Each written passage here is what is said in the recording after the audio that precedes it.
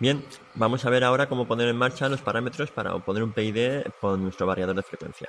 Lo que dice el manual de instrucciones es lo siguiente. Tenemos, por un lado, aquí tenemos la parte de cómo decidir cuál es la referencia a la que nosotros vamos a querer que el sistema trabaje. Es decir, en este caso, si cogíamos el grupo de bombeo, a qué presión queremos que trabaje la instalación. Por otro lado, tenemos la medida. La medida, fijaros que básicamente es un sensor que puede ser de intensidad de voltaje, que tendremos que decidirlo con el parámetro H50 si queremos que sea voltaje e intensidad, y nos vendrá por aquí la medida. La diferencia entre la medida y la referencia nos produce el error, el cual actuará el control PID. Aquí tenemos el parámetro P, la I y la D. Y bueno, a eso le sumaremos la ganancia feedforward, que básicamente consiste en un offset sobre la propia referencia cuando tenemos conocimiento del sistema, y por último, pues eso es lo que nos va a dar al final la acción de control. Entonces nosotros, para empezar, lo que vamos a hacer es lo siguiente: cogemos y ponemos drive mode igual a 0 para poder actuar desde los pulsadores de run y stop de la consola. Ponemos frequency mode igual a 0 y le ponemos una referencia de 30 Hz, ¿vale? Que es lo que tenemos ahora. Ahora tenemos una referencia a 30 Hz, ¿vale? Si pincháramos podríamos modificarla, por ejemplo, a lo que fuera.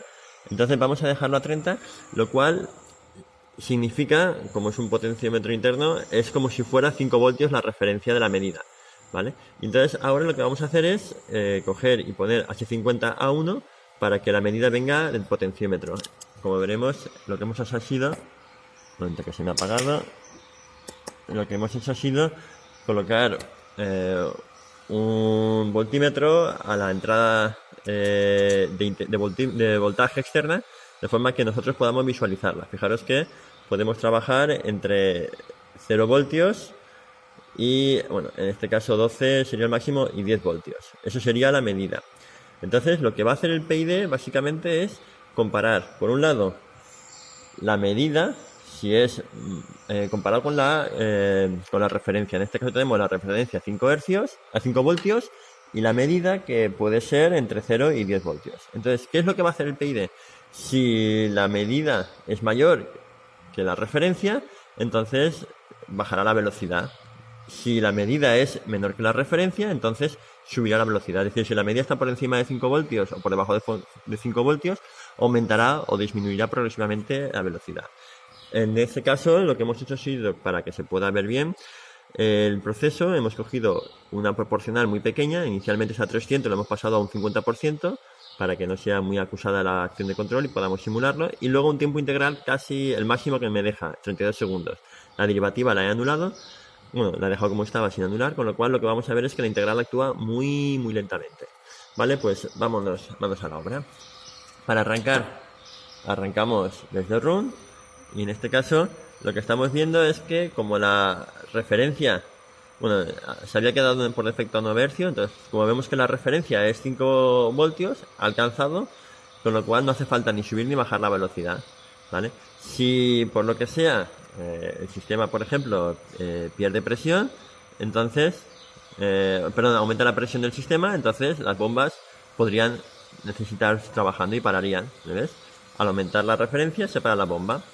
Cuando baja la presión del sistema y por tanto la medida baja de 5 voltios, entonces tendremos que ir arrancando. Fijaros que cuanto mayor diferencia, mayor velocidad. Y si no se corrige, entonces sigue actuando la integral, y lo que va haciendo es aumentando la velocidad progresivamente hasta alcanzar la referencia. Si por ejemplo en este caso vamos a poner que estamos ahora a esa velocidad, y con eso conseguimos que el sistema se estabilice en la presión deseada, que serían 5 voltios, pues entonces el sistema se queda a esa velocidad. Y así sucesivamente. Sabemos que lo que está haciendo el actuador es actuar, aumentar la velocidad cuando la medida no es la deseada, y disminuir la velocidad cuando la medida es superior a la deseada, ¿vale? Básicamente esto es un PID. En este caso, fijaros que la acción de control es muy pequeñita, es decir, que hay un error y la acción de control no se dispara, no se satura, no llega a 60 Hz, aunque poco a poco la va a ir aumentando. Si el tiempo integral fuera más pequeño, lo que veríamos es que este número cambiaría mucho más deprisa. Si la proporcional fuera mucho mayor, es decir, en vez de un 50% o 100%, veríamos que un voltio de error no produciría 20 Hz, produciría ya 40 o 60 Hz, o se saturaría. Entonces, bueno, he puesto una acción de control muy pequeñita para que lo pudiéramos comprobar. Y bueno, y esto es básicamente lo que tenemos que programar, un PID. Ahora lo que faltaría, claro, lo que estamos haciendo nosotros es simular que el proceso aumenta o disminuye la presión manualmente. Bueno, lo suyo sería ahora coger un sistema de forma que la acción de control actuara sobre el sistema y aumentara o disminuyera la medida automáticamente sin necesidad de que nosotros lo simuláramos. Pues bien, esto es más o menos lo que tenemos.